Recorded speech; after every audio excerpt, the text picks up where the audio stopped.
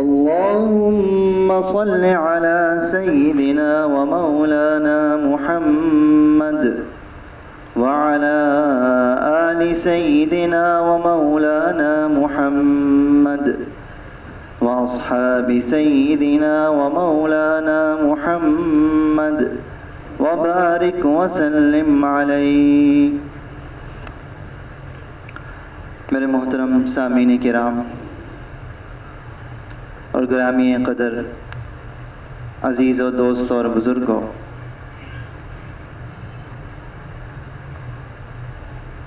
ایک مسلمان کے لیے اپنے ایمان کو جاننے سے زیادہ ضروری یہ ہے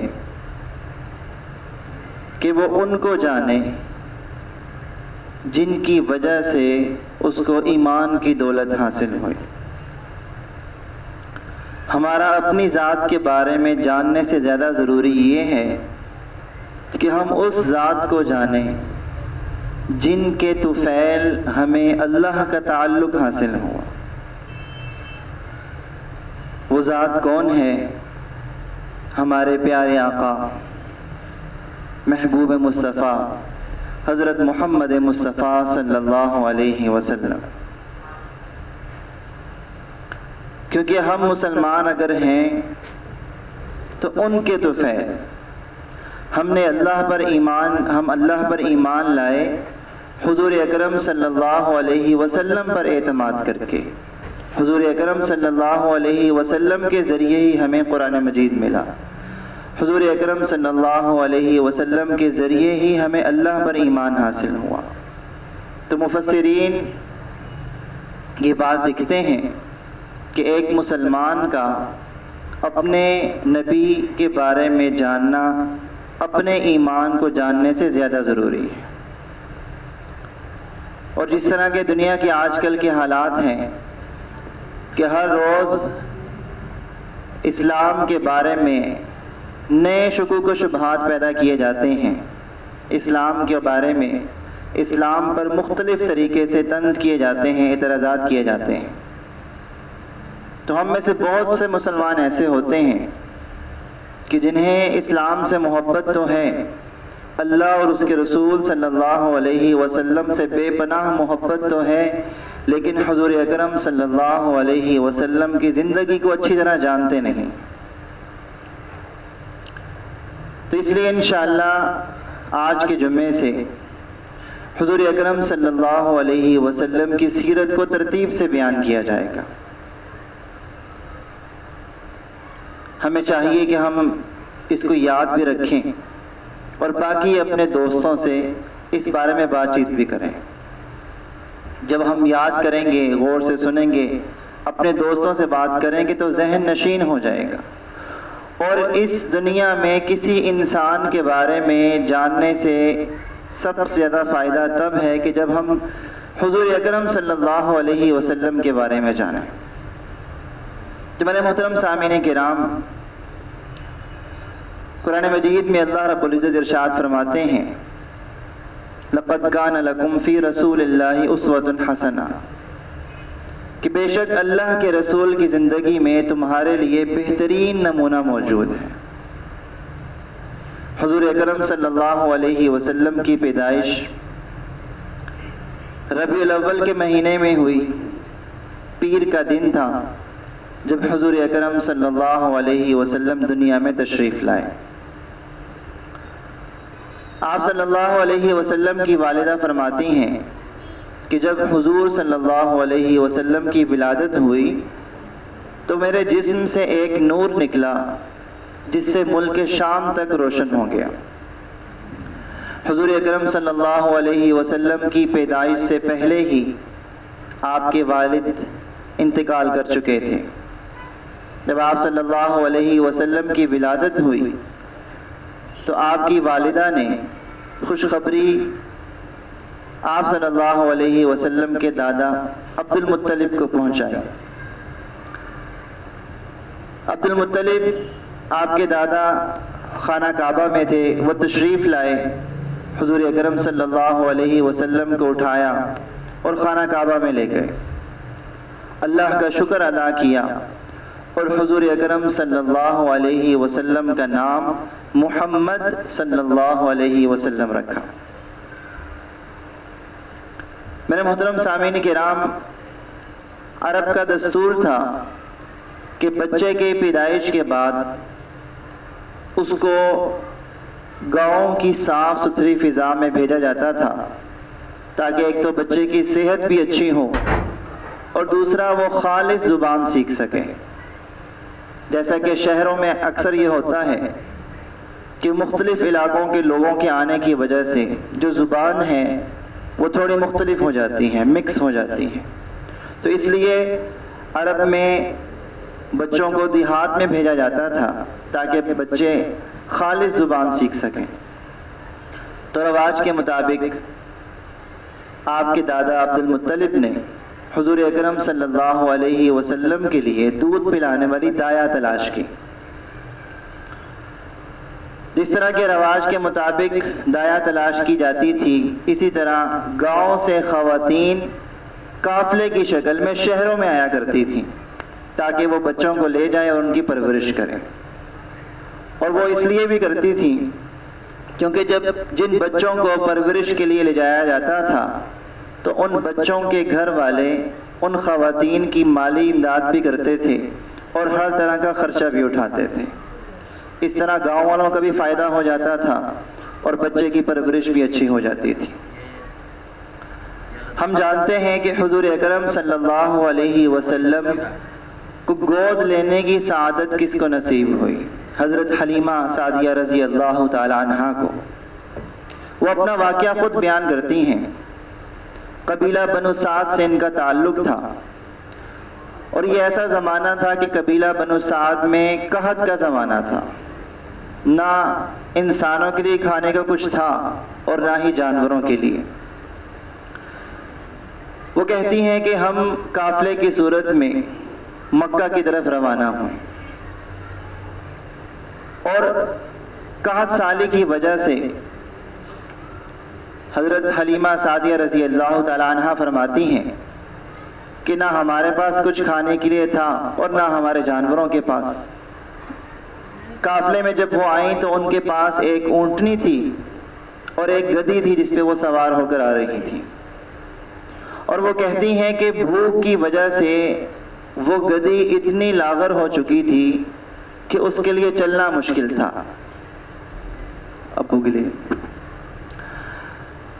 تو جب قافلہ روانہ ہوا تو میری گدھی کمزوری کی وجہ سے بار بار پیچھے رہ جاتی اور قافلے والے مجھ سے تنگ آ چکے تھے۔ وہ کہتے تھے کہ ہم قافلے کے لیے مکہ روانہ ہوں یا بار بار تمہارا انتظار کریں۔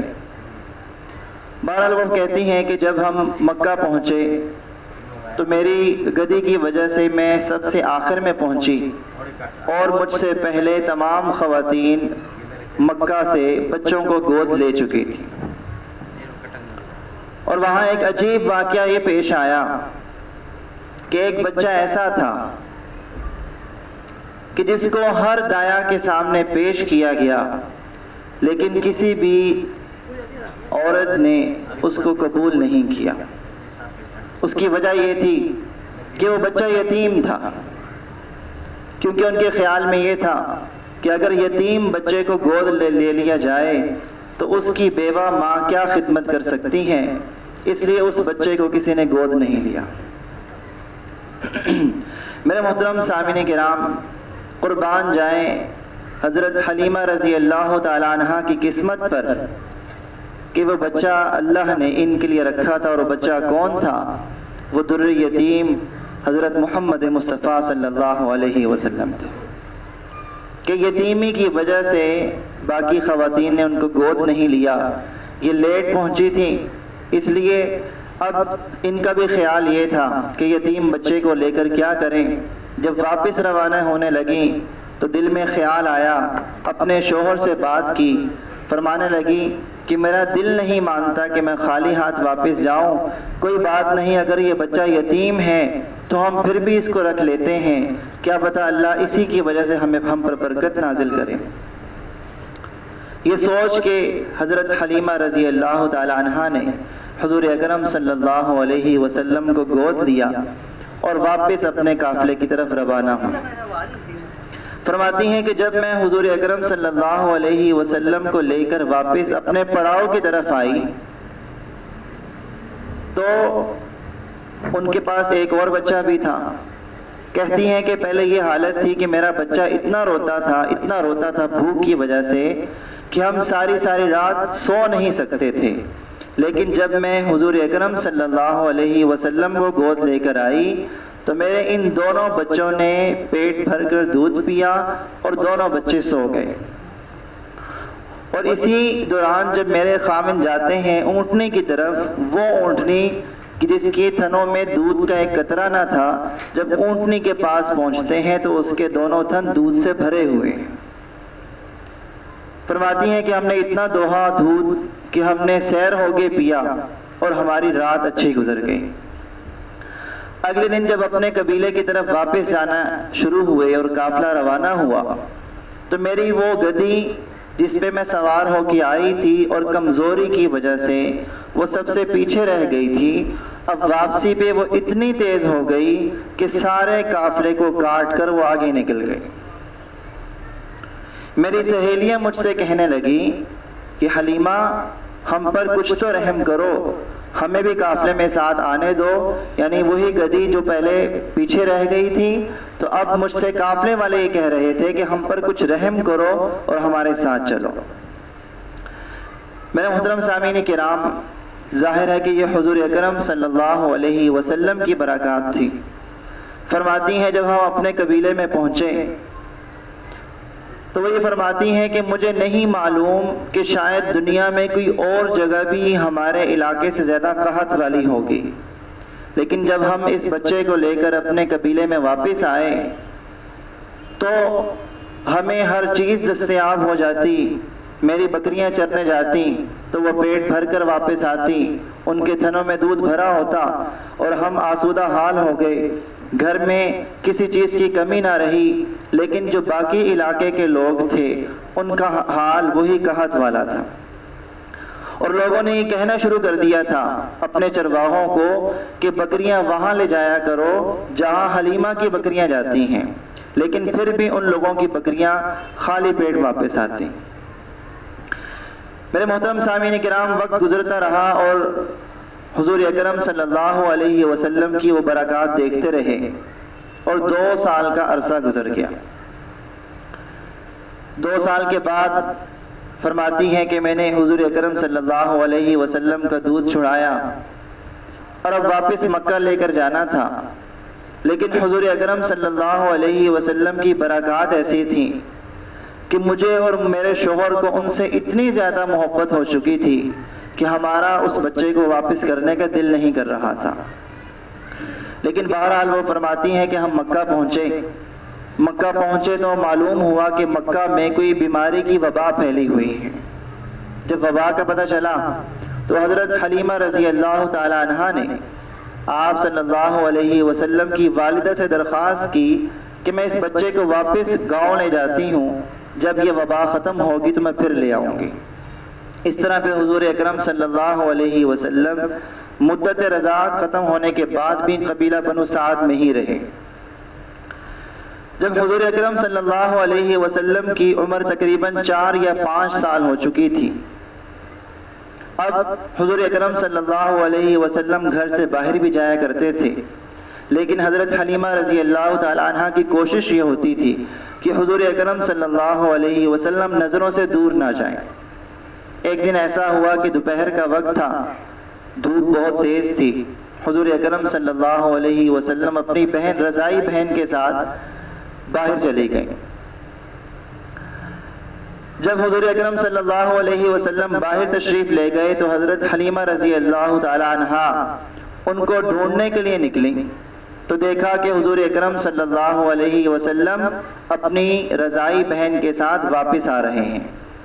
حضرت حلیمہ رضی اللہ تعالی عنہا نے اپنی بیٹی کو ڈانٹا کہ اپنے بھائی کو دھوپ میں کیوں باہر لے گئی تھی، تو انہوں نے بتایا، حضرت حلیمہ رضی اللہ تعالی عنہا کی بیٹی نے بتایا کہ میرے بھائی کو دھوپ نہیں لگی، کیونکہ جہاں جہاں بھی ہم جاتے تھے ایک بادل کا ٹکڑا آتا اور وہ ان کے اوپر چھاؤں کر دیتا تھا۔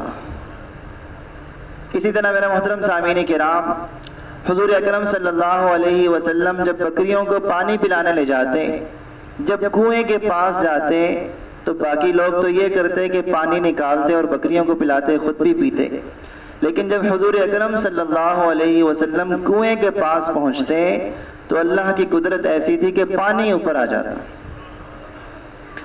میرے محترم سامعین کرام، اسی عمر میں ایک ایسا واقعہ پیش آیا کہ جس کے بعد حضرت حلیمہ رضی اللہ تعالی عنہ گھبرا گئیں اور آپ صلی اللہ علیہ وسلم کو فوراً واپس مکہ لے گئیں۔ وہ واقعہ کیا تھا کہ ایک دن حضور اکرم صلی اللہ علیہ وسلم بچوں کے ساتھ کھیل رہے تھے کہ دو شخص آئے، سفید لباس میں تھے، حسین و جمیل تھے۔ وہ آئے اور حضور اکرم صلی اللہ علیہ وسلم کو اٹھا کر ایک الگ جگہ پر لے گئے۔ حضور اکرم صلی اللہ علیہ وسلم کو لٹایا، سینہ چاک کیا، حضور اکرم صلی اللہ علیہ وسلم کا قلب مطہر نکالا، اس کو چاک کیا، اس میں سے ایک یا دو خون کے لوتھڑے نکالے اور پھر اس کو ایک برتن میں ڈال کے دھویا اور پھر واپس حضور اکرم صلی اللہ علیہ وسلم کی دل سینے میں رکھا۔ اور جب یہ سارا منظر دیکھا بچوں نے تو بچے بہت گھبرا گئے اور آگے فوراً گھر میں چلانے لگے کہ معاذ اللہ، جو بچہ مکہ سے آیا تھا، دو لوگ آئے ہیں اور انہوں نے اس کو معاذ اللہ قتل کر دیا ہے۔ جب گھر والوں نے سنا وہ گھبرا گئے اور اس جگہ پر پہنچے جہاں وہ حضور اکرم صلی اللہ علیہ وسلم کو لے گئے تھے۔ جب وہاں پہنچتے ہیں تو دیکھتے ہیں کہ حضور اکرم صلی اللہ علیہ وسلم بالکل صحیح سلامت وہاں تشریف فرما ہے، لیکن چہرے کا رنگ تھوڑا اترا ہے۔ میرے محترم سامعین کرام، اس واقعے کو شک صدر کا واقعہ کہتے ہیں۔ یہ اللہ کی طرف سے حضور اکرم صلی اللہ علیہ وسلم کے لیے خاص واقعہ تھا، اور یہ ایک دفعہ نہیں، تقریباً 4 مرتبہ یہ واقعہ شک صدر کا حضور اکرم صلی اللہ علیہ وسلم کا یہ معجزہ تھا۔ بہرحال اس واقعے کے بعد حضور اکرم صلی اللہ علیہ وسلم واپس مکہ آ گئے اور پھر اپنی والدہ کی آغوش محبت میں رہے۔ میرے محترم سامعین کرام، حضور اکرم صلی اللہ علیہ وسلم کے سیرت کی یہ زندگی کے واقعات انشاءاللہ آئندہ جمعہ میں چلتے رہیں گے۔ ہر جمعے میں پہلے خلاصہ بیان کیا جائے گا اور آگے پھر تفصیل سے بیان کیا جائے گا۔ اللہ رب العزت ہم سب کو حضور اکرم صلی اللہ علیہ وسلم کے نقش قدم کے مطابق زندگی گزارنے کی توفیق عطا فرمائے۔